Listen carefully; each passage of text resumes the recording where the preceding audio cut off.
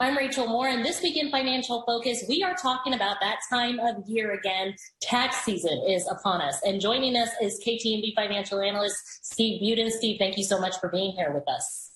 Good morning. So why is it better to file earlier than later? How early can you file for taxes, and what are the benefits?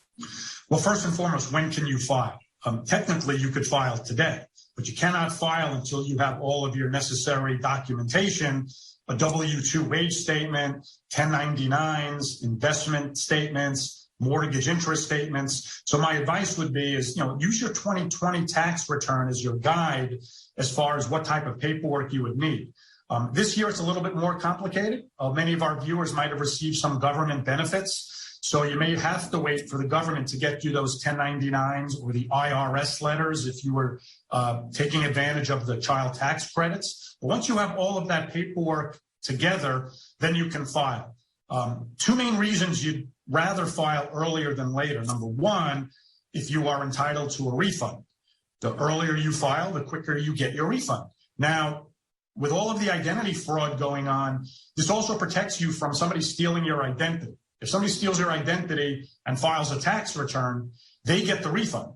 So if you can beat the cheater to the punch, you get that money. If you don't get ahead of the criminal, you have to prove that you're the person. So your refund could get delayed. And the second reason you'd want to file early is if you owe money, you can at least get on a payment plan. So let's say you filed at the beginning of February. Your payment's not due until April 18th this year due to weekends and holidays.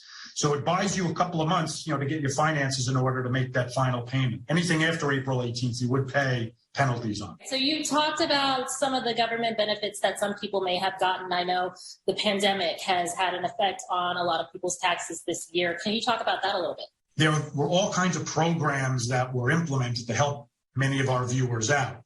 Now, during the last year, we did mention that unemployment benefits, for example, potentially could be taxable.